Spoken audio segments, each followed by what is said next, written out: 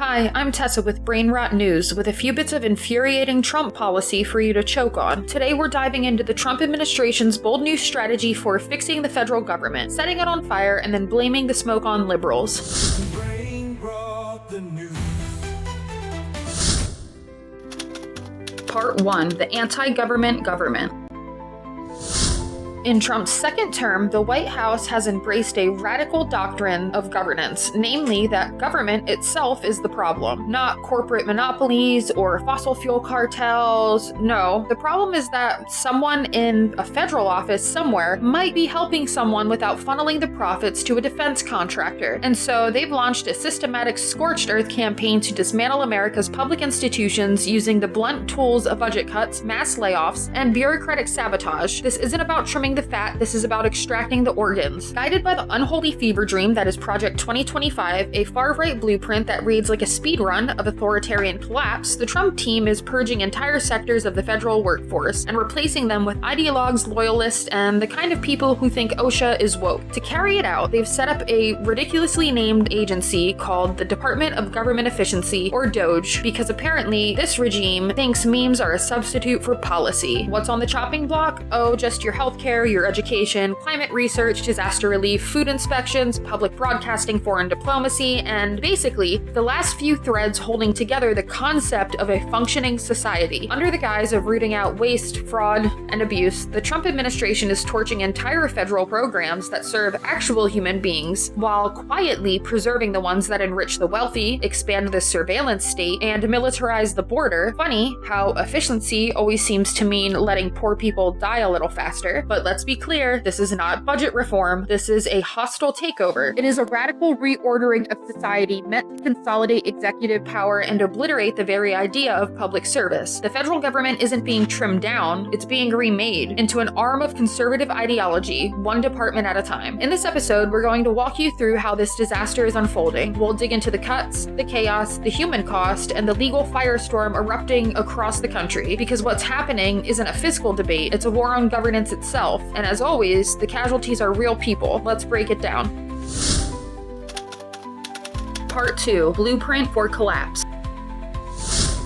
To understand how we got to this pit of policy nihilism where public services are shredded like classified documents in a Trump property bathroom, we need to talk about the brains behind the budgetary bloodbath, the Heritage Foundation, and their Frankenstein monster of a playbook, Project 2025. This is not just some dusty white paper passed around conservative think tanks over shrimp cocktails. This is a manifesto, a strategic guide to gutting democracy, cloaked in the language of efficiency and fiscal responsibility, but really just a cheat code for authoritarianism. If the Constitution is a blueprint for democracy, Project 2025 is the instruction manual for burning it down and replacing it with a loyalty test. Crafted by anti-government lifers like Russell Vought, whose whole vibe screams bureaucratic hitman for hire, this document lays out a vision of a unitary executive with nearly unchecked power. The plan is simple: purge the civil service, slash everything that isn't a tax break or a border wall, and centralize control under Trump's iron fist. And they say it out loud. They don't even try to hide it behind numbers or charts. It's right there in black and white. Weaken Congress, sideline the courts, and turn the executive branch into a weapon for ideological warfare. Under this plan, agencies aren't just being trimmed, they're being hijacked. Instead of career experts, we now get loyal patriots, conservative influencers, think tank interns, and probably a few guys who used to sell crypto. The idea is to replace experience with allegiance, facts with feelings, and governance with grievance. And what exactly counts as waste in this new regime? Anything that helps people who don't own a yacht. We're talking public housing, mental health care, environmental protections, disability services, gender equity programs, climate research, indigenous affairs, you name it. If it provides any meaningful assistance to vulnerable or marginalized communities, it's on the chopping block. The goal is to reduce the entire federal apparatus to a vending machine for billionaires. Insert dark money, receive tax loopholes. And what's the shining jewel in this nightmare diorama of state-sponsored cruelty? The Department of Government Efficiency, or DOGE. Yeah, like the adorable Shiba Inu. Because serious governance is just a meme name to these people. DOGE is the Trump administration's crown jewel of Orwellian absurdity, named after a crypto meme staffed by sycophants and powered by a violent misunderstanding of what government actually does. DOGE is like if Blackwater and Reddit had a baby and gave it the nuclear codes. Officially, DOGE exists to cut waste, fraud, and abuse. Unofficially, it exists to kneecap every agency that ever helped someone buy insulin, go to school, or breathe clean air. They've taken over the US Digital Service, rebranded it as the US DOGE Service, and now deploy tech-savvy operatives who know more about NFTs than healthcare systems.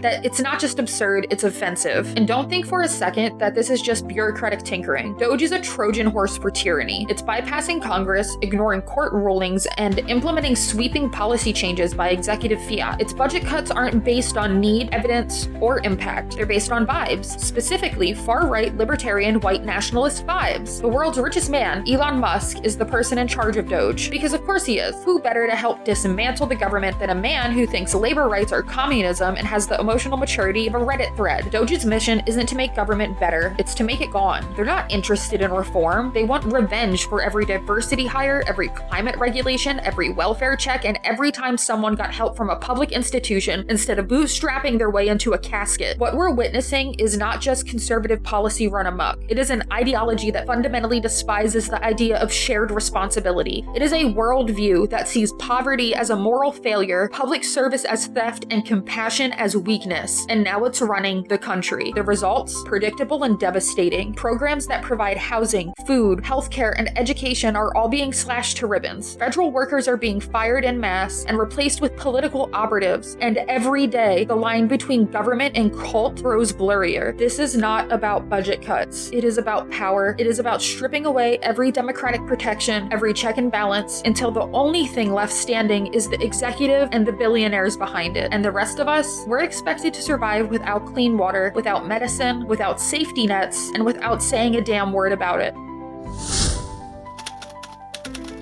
Part 3. How to Starve a Nation.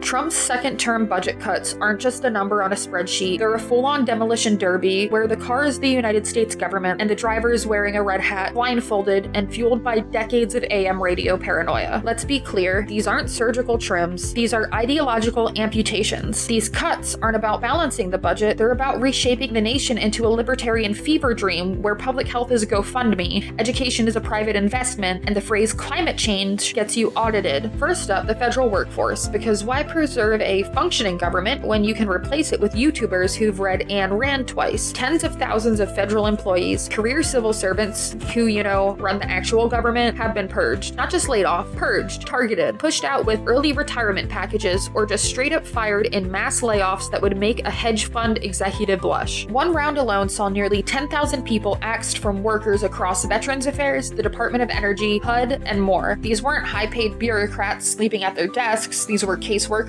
analysts, scientists, inspectors, and people keeping the wheels of government from flying off into the abyss. The ones who make sure food doesn't poison you, trains don't derail, and veterans don't freeze to death in waiting rooms. And who's replacing them? Nobody at all. The people above them are being replaced though, and they're being replaced by loyalists, ideologues, and government skeptics hired to run government agencies. People whose only qualification is that they once replied, "Let's go Brandon," to a CDC tweet. The result is that entire departments now look like ghost towns. Oversight is collapsing. Agency expertise is evaporating, and the private sector, people from Wall Street, defense contractors, and big oil are licking their lips at the opportunity to fill the power vacuum. This isn't just union busting, it's institutional homicide. Next up on the chopping block, foreign aid, because global leadership is pulling out of humanitarian programs during a climate crisis. The Trump administration's plan to dismantle US aid is not just an accounting error, it's geopolitical vandalism. Humanitarian funding has been frozen, rerouted, or erased. Entire international programs from food security, disaster relief, pandemic response, and women's health are all gone or gutted. Their strategy is to fold US aid into the State Department and let oil lobbyists decide what development looks like. Spoiler alert, it looks like a Chevron pipeline. This doesn't just make America look cruel, it makes us look stupid. Every dollar cut from global development makes the world less stable, and that instability does not stay put. It boomerangs back as war, refugee crises, extremism, and pandemics. Cutting foreign aid Medicaid doesn't save money, it multiplies chaos, and chaos is expensive. And that's the point. If the administration can't dominate the globe, it would rather let it burn. In addition, Trump is taking a knife to healthcare and education like they owed him money. Medicaid slashed despite months of promises that entitlements are safe. Hundreds of billions are on the chopping block. Over 70 million low-income and disabled Americans depend on Medicaid, but apparently the new policy is get well or get out. Social Security and Medicare have not technically been touched yet, but the administration is floating efficiency reforms that are basically just quiet ways to screw over the elderly and disabled without catching headlines. Meanwhile, in education, the situation is so dystopian we had to make a whole other video about it, so see our video, Trump's War on Higher Education, but here's the quick and dirty. Federal funding for public education is being decimated. Research grants frozen. DEI programs eliminated. Title I support for low-income students slashed. Students with disability.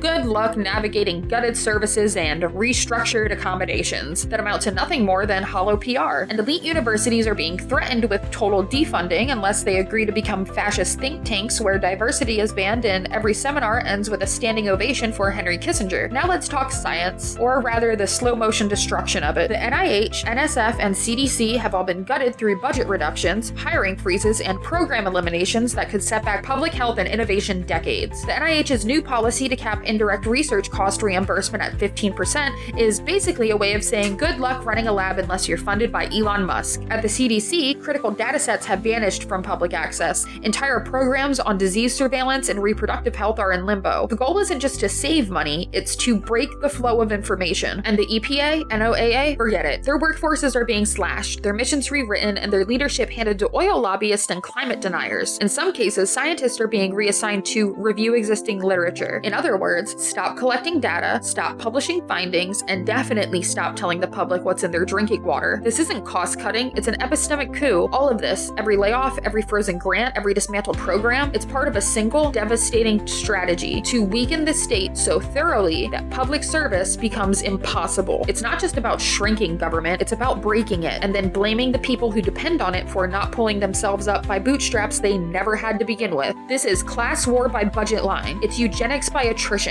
It's the slow, methodical collapse of public infrastructure in the name of freedom. Freedom for billionaires, freedom from accountability, freedom to suffer without safety nets. When these services die, people do too.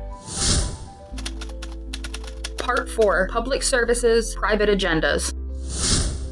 Now that we've laid out the ideological framework and budgetary bloodbath, let's look at how Trump's regime is gutting the actual machinery of government. This isn't theoretical anymore. These are real agencies, real programs, real people being steamrolled under the golden escalator of authoritarianism. Let's take a closer look at who's bleeding and how deep the cuts go. First up, America's foreign aid program, or what's left of it. The Trump administration's dismembering of U.S. aid isn't just cruel, it's geopolitical malpractice. We're talking about freezing nearly all foreign assistance programs, canceling billions in global aid, and handing the reins of the entire operation to Jeremy Lewin, a DOGE stooge whose only qualification appears to be his willingness to say foreign aid is socialism in a meeting without blinking. They've folded U.S. aid into the State Department like a neglected side dish and rebranded humanitarianism as a weapon of political coercion. The message is clear. If your country doesn't vote with us at the UN or applaud our war crimes, don't expect vaccines, food, or clean water. This isn't diplomacy, it's extortion. And it's wreaking havoc. Food assistance programs have been delayed, clinics shuttered, and infrastructure projects abandoned mid-construction. Entire populations in the global south are now more vulnerable to hunger, disease, and exploitation because someone in the West Wing thinks helping poor people is woke. And while emergency food aid is being reinstated in select cases, likely to avoid bad press, it's too little too late. The damage is already global, and it's only just begun. In addition, Trump's war on education is back for another season, and it's somehow dumber and crueler than before. Under the new budget, the Department of Education has become less about supporting learning and more about enforcing ideological purity. Harvard is currently staring down the barrel of losing $2.2 billion in federal grants because it won't dismantle its DEI programs or turn its governance board into a Trump fan club. And Harvard's not alone. This coercive model is being replicated across the board. Institutions that refuse to gut their diversity efforts, silence pro-Palestinian students groups, or punish faculty for discussing systemic injustice are being financially strangled. The message from the administration is chilling. You can have funding or freedom, but not both. It's the kind of policy that would make Viktor Orban blush. And let's be real, this isn't about saving money. This is about creating an academic climate where obedience is the curriculum and resistance is grounds for fiscal execution. Trump's budget cuts to Medicaid are a direct assault on over 70 million Americans. These aren't tweaks. These are scorched earth reductions that would cut hundreds of billions from a program that provides basic healthcare to children, disabled people, low-income seniors, and the working poor. The administration claims they're rooting out waste, but let's be honest, what they consider waste is just people they don't care about staying alive. Under these cuts, more people will be uninsured, hospitals will close in rural communities, and states will be forced to either raise taxes or let people die in emergency room hallways. This isn't just an economic decision, it's a moral crime. And meanwhile, tax cuts for the rich remain untouched. Wall Street subsidies, intact. Defense spending, practically throbbing with growth. But Medicaid, that's the hill they've chosen to kill people on. This is not fiscal policy, this is social Darwinism wrapped in a flag. The Trump regime isn't just defunding the government, they're decapitating it. The federal workforce is being gutted like a fish, agency by agency. Nowhere is this clearer than the IRS, where over 22,000 workers have been bought out and over 10,000 face layoffs. That's a 40% reduction in the office, responsible for funding everything else. And what happens when you defund the IRS? Billionaires don't pay taxes, corporate fraud explodes, and people who cheat the system win, and the people who follow the rules pick up the bill. Across departments, the same story plays out. Veterans Affairs loses intake specialists, the Department of Labor loses inspectors, the EPA loses scientists, Social Security loses the people who make sure seniors get checks, and into the void, private contractors, cronies, consultants, 1,000 Eric Princes with no accountability and triple the invoice. This is a government hollowed out and handed over to profiteers. There's no capacity to regulate, enforce, research, or help. When you step back, a disturbing pattern emerges. Every agency targeted serves either vulnerable people, the global community, or the idea of a government accountable to facts and fairness. And every cut brings us closer to a government that exists only to punish dissent, enrich the elite, and grind the poor into grateful dust. This isn't accidental. This is strategic demolition. It's starve the beast with a flamethrower. And as the public sector withers, the private sector vultures are already circling, ready to charge you for your water, your healthcare, your college degree, and your weather forecast. Congratulations. You now live in a nation where every federal service is a negotiation between profit and survival.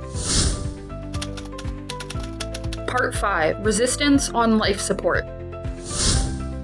As Trump's second term slash-and-burn tour rolls across the federal landscape, leaving bloodless agencies and privatized chaos in its wake, the resistance is finally starting to rumble. Too late? Maybe. Too little? Possibly. But make no mistake, the gloves are off and the courtroom's heating up. Because when you take a sledgehammer to the social contract, people start to notice. Congress, at least what's left of it that isn't pretending the EPA caused the Great Depression, is pushing back. Democrats, joined by a handful of Republicans who still remember what the Constitution is, are calling Trump's executive budget slashing rampage what it is: a legal authoritarian overreach dressed in a badly fitted business suit. Congressional Dems are invoking every dusty procedural rule they can dig up, trying to claw back some semblance of checks and balances. Since they can't exactly slap official subpoenas on folks anymore, they're firing off strongly worded letters demanding answers, holding dramatic shadow hearings in basement conference rooms, and basically shining the bat signal for any inspector general willing to listen. They're battling to get emergency funds actually released and using any available microphone in any committee hearing to grill witnesses on why maybe you shouldn't zero out critical programs. Because a think tank guy whispered that the National Weather Service is too woke. And the courts, bless them, they're trying. Federal judges have been busier than a Starbucks barista during finals week. They've handed down temporary restraining orders, like Oprah giving out cars. You get an injunction and you get an injunction. One judge blocked the USAID freeze, calling it arbitrary, capricious, and legally incoherent. Another ruled that you can't restructure Medicaid into a libertarian death panel just because Grover Norquist said so in a podcast. It's been like watching constitutional CPR in real time, trying to resuscitate the basic idea that the executive branch doesn't get to play God with people's lives. But here's the thing, legal victories are temporary, and the administration is appealing everything. They're playing whack-a-mole with due process while continuing to quietly bleed programs dry through delay, obstruction, and internal sabotage. Meanwhile, out in the streets, people are not sitting quietly while their healthcare disappears and their child's school closes. Laid-off federal workers are rallying in front of agency headquarters. Parents are showing up at school board meetings demanding answers. Disability disability rights activists are chaining themselves to the doors of government buildings. Protesters in wheelchairs, former social workers in tears, whole communities rising up to say, this is not belt tightening, this is throat cutting. Grassroots campaigns have emerged faster than a budget line can be deleted. There are town halls packed with union members, Medicare recipients, climate scientists, and grad students who haven't slept since November 2024. They're calling their representatives, they're filing lawsuits, they're setting up mutual aid networks and crowdsourcing bail funds for activists arrested during sit-ins at education department offices. This is not a passive moment. This is active resistance. And it's not just about restoring programs, it's about rejecting the ideology behind the cuts. The idea that government shouldn't help, that society should be sorted into winners and losers, that compassion is a line item to be eliminated. Former agency heads, constitutional scholars, and even a very few concerned Republicans have issued dire warnings. This isn't just policy, this is regime change from within. The forced hollowing out of agencies like USAID, the Department of Education, the CDC, it isn't just inefficient, it's destabilizing. When institutional memory is torched in the name of loyalty, the government becomes brittle, easily hijacked, and incapable of responding to real crises. Imagine another pandemic, but the CDC has been turned into a MAGA merch store. Imagine a financial crash, but the Treasury Department is run by a former YouTuber who thinks gold bars are the answer to inflation. This is what happens when governance is replaced with grievance. The shift from a merit-based civil service to a patronage network of partisan loyalists isn't just dangerous, it's dictatorial. This is the kind of state structure you find in failed democracies, not functioning ones. And if you think this won't backfire, remember, when institutions break, they don't rebuild themselves, they rot. The bottom line is that the resistance is real, but the clock is ticking. The political and legal response to Trump's budgetary coup is growing, but it's racing against time. Every day these cuts stay in place, the deeper the damage gets. Every agency sabotaged, every staffer purged, every court ruling defied, it's all part of a long game to outlast the opposition and remake the government in the image of the strong man. So the question isn't whether there's resistance, the question is, will it be enough and will it come soon enough to matter? Because the longer we wait, the more this stops looking like a crisis and starts looking like the new normal.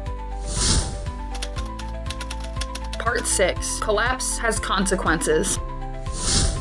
So we've slashed the safety net, gutted the workforce, obliterated global aid, and replaced career civil servants with guys who think TikTok is foreign policy. Surely now the economy will flourish and the social fabric will hold, right? Right? Wrong, because the Trump administration's ideological budgetary bonfire isn't just a moral atrocity, it's an economic death spiral in the making. Turns out when you got Medicaid and toss millions off basic healthcare coverage, that has consequences. Who knew? With the proposed Medicaid cuts alone, tens of billions of dollars are about to disappear from state economies. Over 70 million Americans rely on that program to stay alive, go to work, and not die in medical debt. Take that away and you're not just hurting people, you're hurting the entire economy. Sick people can't work. Families drowning in hospital bills don't go shopping. Local hospitals close. Caregivers quit. Jobs evaporate. Entire communities spiral. And it doesn't stop at healthcare. These cuts to education, social services, and workforce programs strip away the infrastructure that keeps the economy moving. Public sector layoffs, tens of thousands of them, mean less spending, less stability, and less consumer confidence. Because it turns out firing people en masse doesn't exactly inspire a bullish economy. Meanwhile, state governments are left holding the bag, scrambling to fund programs the federal government just ghosted. And in red states where austerity is a political kink, those services don't come back. They just disappear forever. It's not a safety net anymore, it's a trapdoor. Then there's the foreign aid disaster, also known as let's abandon the world and see what happens. By gutting US aid and freezing nearly all humanitarian assistance, the Trump administration not only wrecked global disaster response, but also detonated America's already dwindling diplomatic credibility. For decades, US foreign aid was the bandage we slapped on our imperialism. We destabilize a country, then send US aid in with vaccines and rice to say, oops, our bad. Now we're skipping the bandage and just watching the wound fester. This doesn't just hurt the people we were helping, it hurts us. Global instability doesn't stay over there. Refugee crises, famine, insurgencies, and pandemics all come back around. And without the soft power of humanitarian aid, all that's left is raw military force. We're not diplomats anymore, we're just guys with guns. Cutting aid while funneling funds to fossil fuel barons doesn't make us strong. It makes us radioactive. This isn't just economic policy. It's an existential crisis for democracy. When you purge entire agencies, erase programs that keep people alive, and replace them with ideological purity tests, you don't just shrink the government. You break the promise of governance. People stop trusting the state. They stop voting. They stop engaging. Because what's the point when every institution is rigged against them? And who suffers the most? The same people who always always do. The poor, the sick, the disabled, the single parents, the students, the workers who just need the damn bus to run on time, the ones who don't have a private jet to fly over the wreckage. Meanwhile, the rich get their tax cuts, the cronies get their contracts, the tech bros get to pretend they're visionaries while selling off public services like NFTs, and the rest of us, we get austerity, instability, the creeping realization that no one is coming to save us because the people who were supposed to already took the buyout. This isn't the government being streamlined, it's the government being stolen, bit by bit, department by department, until all that's left is a shell of executive power ruled by the whims of one man and his billionaire enablers. The economic impact is brutal, the social impact is devastating, and the long-term damage, we'll be living with that for generations unless we tear this thing down and rebuild it before it calcifies. Because this isn't just policy gone wrong, it's policy working exactly as they intended. Part 7. What they cut, we fight for.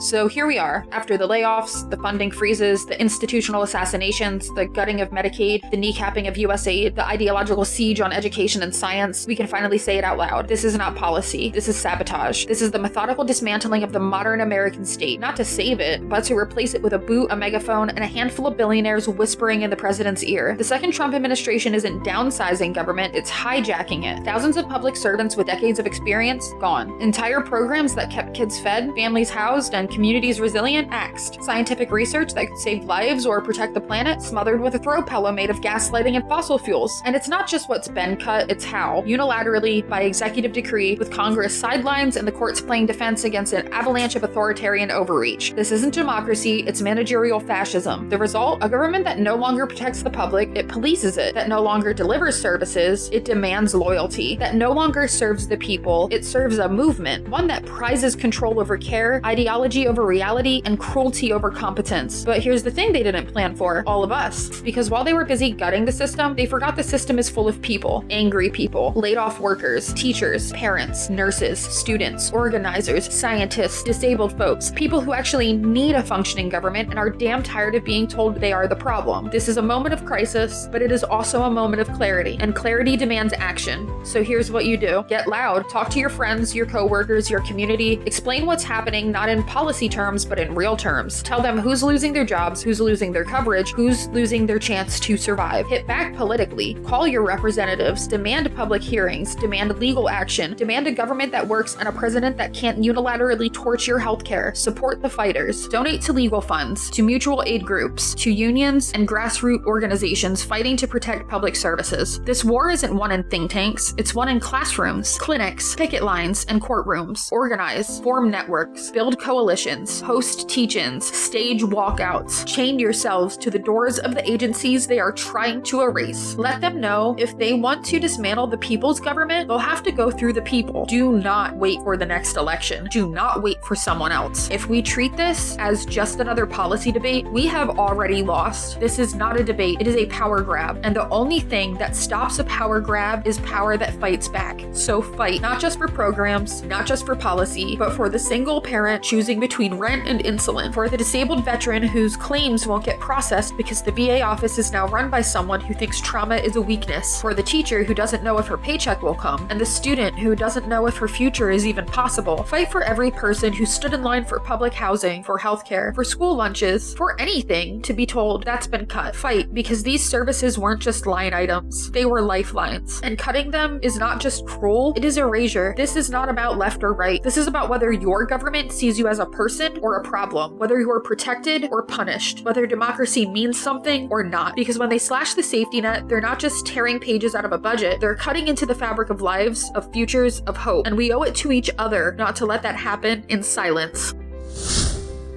That's all for Brainrot News. Like and subscribe, or risk us being replaced by a Heritage Foundation intern named Tanner who thinks public libraries are socialism.